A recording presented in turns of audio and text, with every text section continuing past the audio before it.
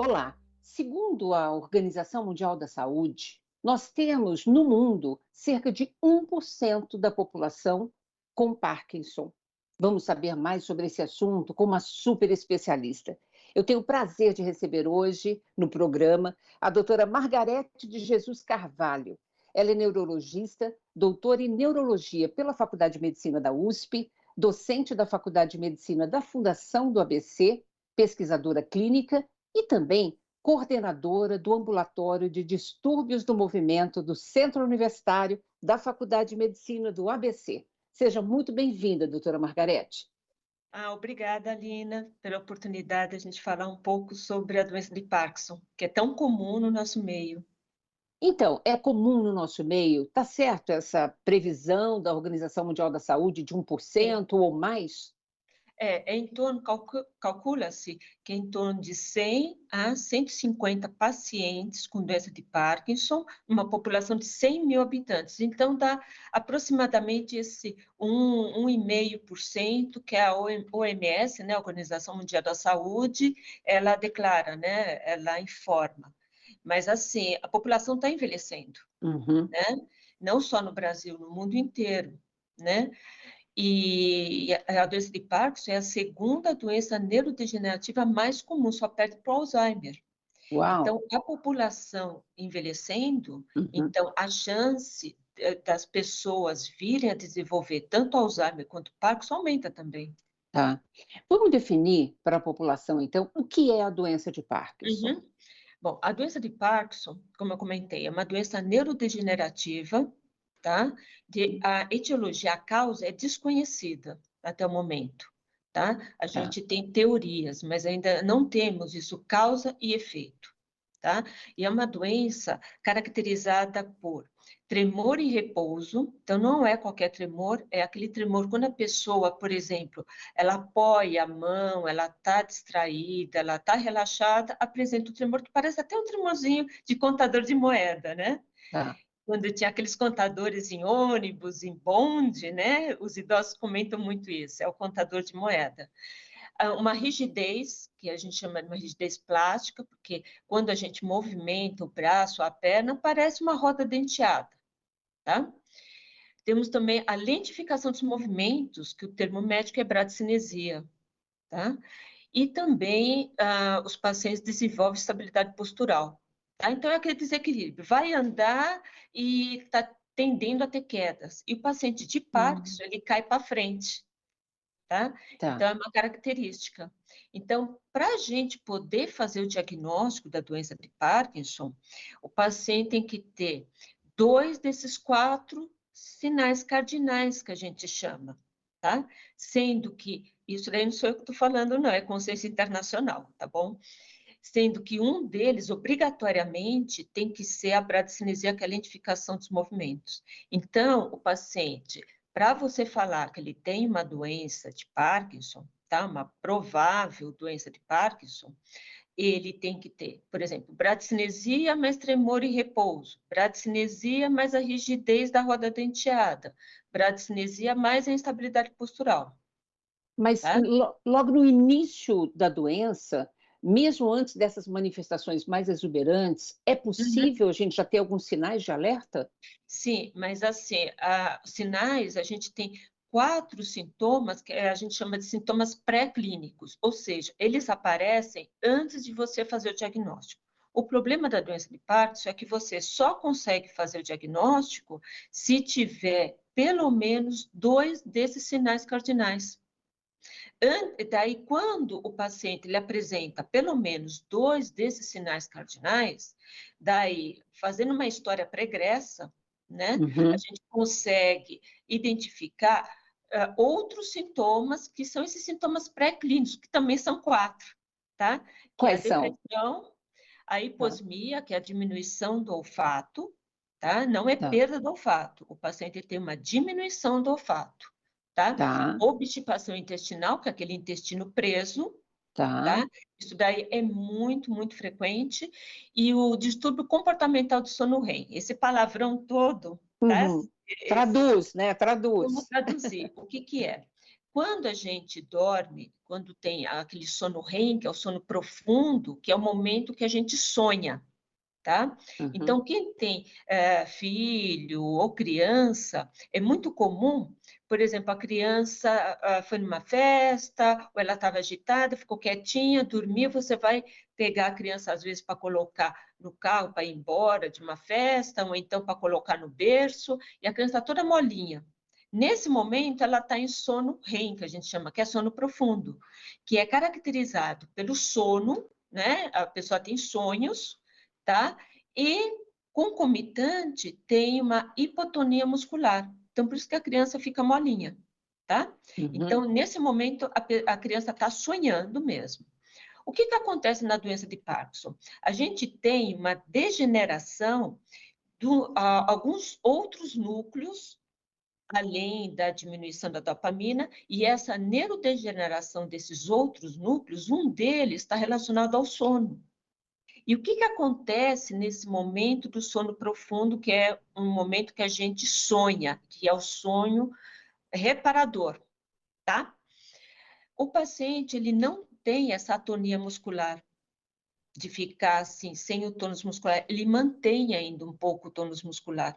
Então, no momento que ele estaria sonhando, Uhum. ele consegue fazer o movimento. Então, um exemplo, Hum. isso daí aconteceu com um paciente meu. Ele estava dormindo, e eu sempre pergunto isso para os pacientes, porque é uma coisa muito frequente de ter, né?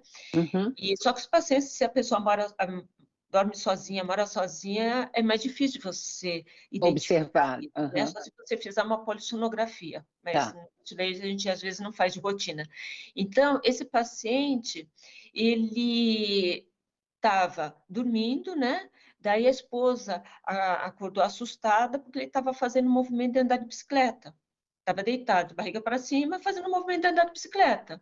Eu já tinha orientado ela com relação a isso, né? Daí ela falou para mim, doutora, ele acha que tem aquilo que a senhora sempre pergunta para mim, né? Porque ele estava fazendo esse movimento, eu peguei, acordei ele, daí ele falou assim, eu estava sonhando que estava andando de bicicleta. Tá.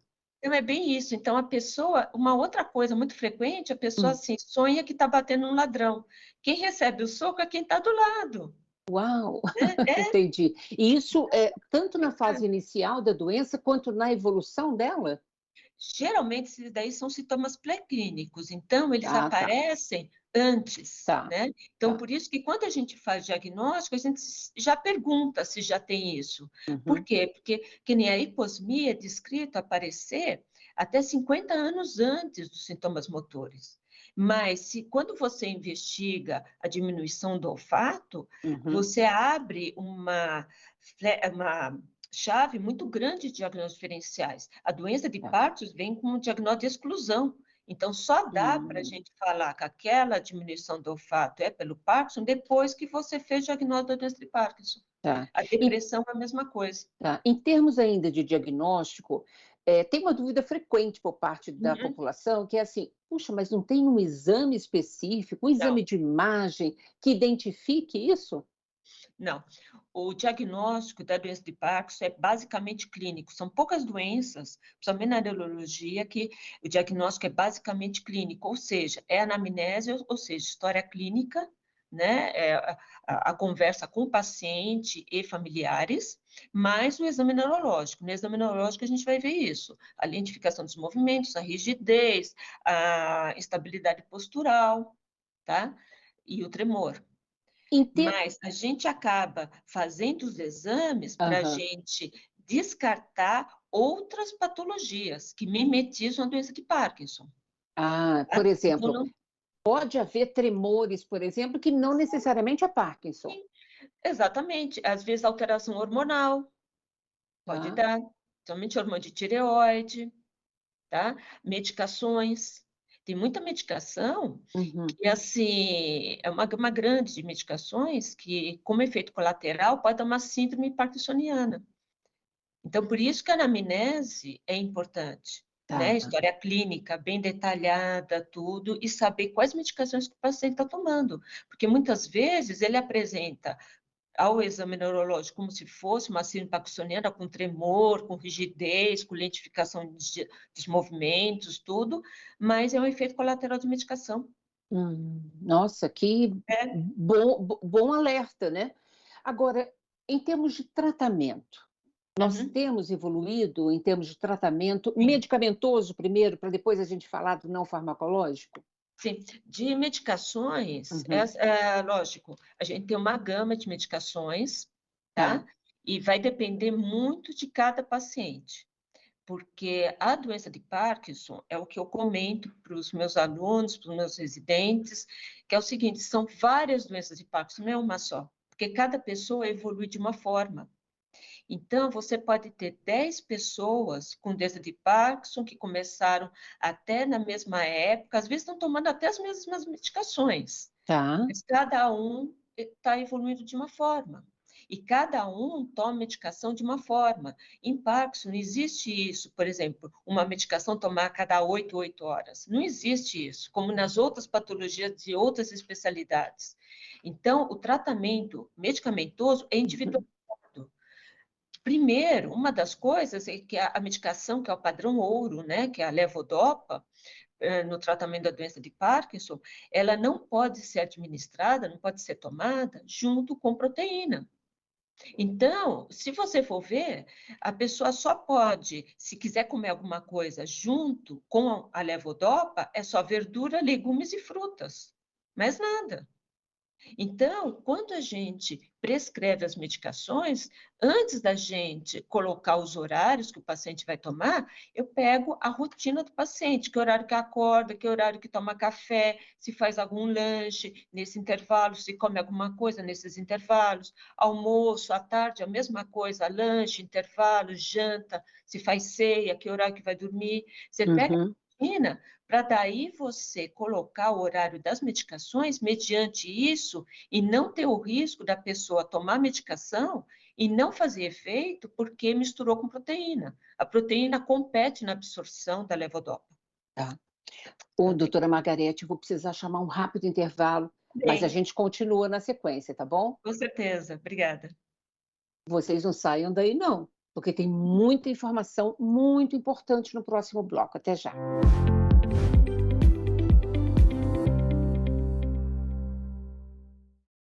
Caso você queira enviar perguntas ou sugestões, é só apontar o seu celular no QR Code que está aparecendo aí na sua tela.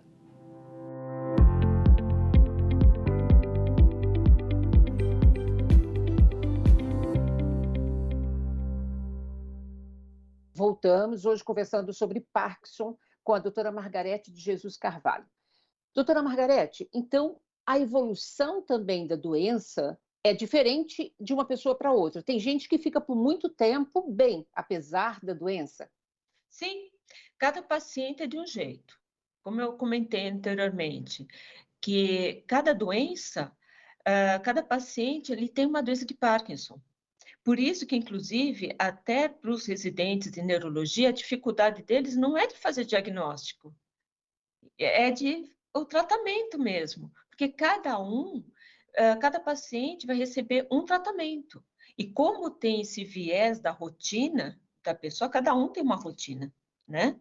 Então, é realmente difícil o tratamento, né? Mas é uma coisa que o paciente muito bem orientado, e eu até estimulo isso, porque a pessoa bem orientada, ela se ajuda e ajuda o médico. Porque Uhum, daí, nas consultas subsequentes, você consegue identificar o período que o paciente esteja pior, que ele tenha mais limitação, e você ajustar a medicação antes desse horário dele ficar ruim, né? uhum, uhum. Que Então, melhoraria, assim, melhorar a qualidade de vida dele, né? claro, portanto, então, o acompanhamento de perto do médico, da equipe multi, é muito importante. E a senhora Esse tem E a senhora tem casos, por exemplo, de pacientes que ficam 20, 30 anos ou sim, mais bem? sim. Eu tenho um senhor de 92 anos Hã. que eu fiz diagnóstico dele, assim, tipo, eu acabei minha residência médica, comecei a atender, ele foi um dos primeiros pacientes que eu atendi. E ele já tem quase 30 anos de doença e está muito bem, passou até há pouco tempo por um câncer de próstata Ele está muito bem, mas ele também tem o merecimento, ele fez a lição de casa, né, Bom, ele entendeu que não era só a tá, medicação tem uma porcentagem de uns 30, no máximo 40% aí, hum, tá, e ele tá. fez o tratamento multidisciplinar e continua fazendo até hoje, Vou né. querer então saber da senhora que tratamento multidisciplinar é esse, que eu acho que é mega importante, né, para os Sim. nossos telespectadores. Então, o tratamento multidisciplinar que a gente comenta é assim, são outros profissionais de saúde que conheçam a doença. É necessário conhecer a doença. Quais são Tá. esses profissionais? Fisioterapeuta, fonoaudióloga, nutricionista, terapia ocupacional, tá? Esses Uhum, daí são essenciais. Em alguns casos, dependendo do paciente, é importante a psicóloga e psiquiatra. Por quê? Porque dependendo da idade que o paciente é acometido, para ele é uhum. muito difícil. Eu tive paciente com 21 anos com Parkinson. Nossa, não é Então, só a partir dos 50, 60, não, então? não. A Tá, partir dos 50 anos é o que a gente chama de Parkinson, a forma clássica, tá. tá? Uhum, Que eu até comento, se for para ter Parkinson, é melhor depois dos 60, 70. Quanto mais idoso for, mais fácil é de tratar e o paciente sofre menos. Quanto tá. mais jovem, a forma é mais limitante. Então, por exemplo, paciente com 40, 50 anos, Uhum, normalmente, por exemplo, um trabalhador, um executivo, ele está no auge dele, uhum, né? claro. Então, ele ainda está estudando, ele está se profissionalizando, fazendo alguma subespecialidade, alguma coisa. Então, quer dizer, ele é acometido pela doença, e a doença das limitações. Então, muitas vezes, esse paciente ele não consegue suportar psicologicamente, ele precisa de um apoio. Então, Tá, muitas vezes, perfeito. precisa de psicólogo e psiquiatra, Tá, tá? perfeito. Nós Então, essa podemos desculpe, nós podemos, passar cada uma dessas alternativas? era isso que eu ia fazer, inclusive. Tá. Então, o fisioterapeuta, o que que ele vai fazer? O paciente, ele tem eu comentei, a instabilidade postural, o desequilíbrio. Muitas vezes ele ainda não chegou nesse estágio, mas ele vai chegar se não fizer fisioterapia, Tá. tá? Então, a maior parte dos pacientes são pacientes idosos. A chance de ele, por causa do desequilíbrio, ele cair, e se cair e não acontecer nada, ele já está no ganho. Mas não é isso que normalmente acontece. O paciente tem alguma fratura, e se, por exemplo, fratura um braço, uma perna, já é uma internação, uma cirurgia, uma recuperação, ou seja, uma bola de neve, tá? Uhum, E é uma coisa evitável. Tá? uhum, Não é só com relação à instabilidade postural, mas também o lado acometido, a doença acomete um lado e com a evolução da doença acomete o outro lado também. Então, quando estiver acometendo a perna, normalmente daquele lado o paciente ele arrasta o pé. Então, favorece também a ter quedas por causa disso. Às vezes ele não tem ainda estabilidade postural, mas ele tem a queda porque a cabeça dele, ele está dando passo, mas não, a perna ficou e ele foi. Daí ele acaba caindo. A fono, por quê? Vários motivos. Primeiro, o paciente, a doença, ela ocasiona uma diminuição das vezes que a pessoa deglute a saliva. Então, normalmente, a gente produz a saliva e a gente não pensa para deglutir. Acumulou saliva na boca, a gente automaticamente, é uma coisa automática, você engole. O que acontece com esses pacientes? Eles têm uma diminuição das vezes que deglutem essa saliva. O que acaba acontecendo? A saliva acumula na boca. Daí acaba tendo a cialorreia. O que é a cialorreia? É a exterioração da saliva. Então, é muito frequente paciente que não faz fono vir com um paninho, com um lenço, por causa desse acúmulo, né, dessa salivação mesmo. E outra coisa, o paciente, ele vai se recolhendo, se isolando. Por quê? Porque ele vai conversar com alguém, por causa desse acúmulo de líquido, e acaba cuspindo. E é uma coisa extremamente desagradável. A pessoa deixa de almoçar junto com os familiares por causa disso. Deixa de ir, por exemplo, a um restaurante por causa disso. Sem contar que o paciente, ele vai tendo uma dificuldade para articular as palavras, que a gente chama de disartria. Então, por exemplo, vocês estarem me escutando, eu estou tendo um movimento da boca e daí o som, ele vai se propagando, certo? O paciente de Parkinson, ele quase não movimenta a boca, então fica difícil das pessoas entenderem, né? Então, vai falar o telefone, tem que ficar repetindo, vai falar pessoalmente, a mesma coisa. Então, ele também é uma forma dele se isolar, que vai Claro. cansando também. Uhum. E a outra coisa que eu acho que seria o mais importante ainda Uhum. é a disfagia. O que que é? A dificuldade para deglutir os alimentos. Então, o que acaba acontecendo? O paciente não consegue comer, por exemplo, um sólido, uma carne, ele começa a substituir por uma coisa pastosa, vamos supor. E nem sempre essa substituição que ele ou a família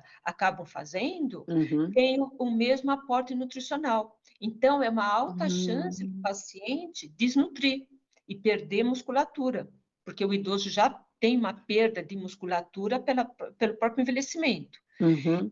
E o que acaba acontecendo, além disso, né, da dificuldade da deglutição, o alimento, quando a gente deglute, ele passa aqui pela faringe e tudo, e vai para o estômago. O que acaba acontecendo? O paciente ele tem uma dificuldade na movimentação dessa musculatura. Então, em vez do alimento e do líquido irem para o estômago, Uhum. acabam indo para o pulmão. E pode dar um quadro de infecção pulmonar muito grave, inclusive com risco de óbito. Ou seja, mas fazendo fono, é possível manter Sim, a saúde toda desse processo? sim, sim, sim. Sim, porque assim, não adianta fazer FIS de fono uma vez por semana com profissional. O que que é o Uhum. certo? Faz uma vez por semana, máximo duas, tá? Tá. Mas daí, esse profissional, por isso que eles têm que conhecer muito bem a doença. Eles têm que dar exercício, tanto de físico quanto de fono, para o paciente fazer entre uma sessão e outra. Então, Hum. todo dia ele vai fazer exercício. Tá. Daí, na próxima sessão, aquele exercício que foi dado de lição de casa, Uhum. se tiver muito fácil, coloca um exercício mais difícil. Entendi. Ou Então, tem seja, que ter a uma evolução, parcela. não é uma coisa estática, Tá. Ou entendeu? seja, a parcela, do próprio paciente é fundamental aí para Sim, manter qualidade de sim, vida, retardar a evolução da doença. sim, Aham. E aí exatamente.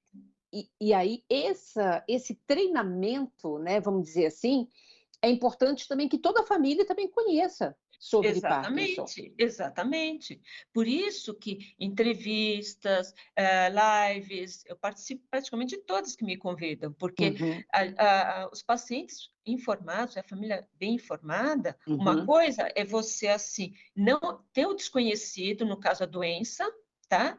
E daí se informar. Quando você se informa, evita várias coisas, diminui a ansiedade, diminui o medo, você tem um controle sobre aquilo, porque o que causa a insegurança e o medo é o desconhecimento. Você não sabe como lidar. A Claro. partir do momento que você está informada, sabe o que está acontecendo, assim, tem uma visão de que isso daí o médico, né, orienta tudo de o que deve evitar de fazer e o que deve fazer, né, para melhorar Uhum. a qualidade de vida. Então, quer dizer, você tem controle da doença, porque o paciente ele morre com a doença, não morre da doença. Nossa, que fala boa. Ou seja, a gente não precisa ter esse pavor, né, do Não, diagnóstico. É não. importante, quanto mais conhecer, poder adotar essas medidas todas e manter uma qualidade de vida também. Continuar Sim, trabalhando, continuar estudando, continuar sim, com a vida normal. exatamente. Vida normal, entendeu? E Hum. assim, eu tenho um paciente que, inclusive, ele é assim, quando tem alguma entrevista, querem alguma informação assim de uma pessoa ativa, eu sempre chamo Uhum. ele porque ele começou a pedalar quando ele descobriu que tinha doença de Parkinson, há uns 7, 8 anos, mais ou menos.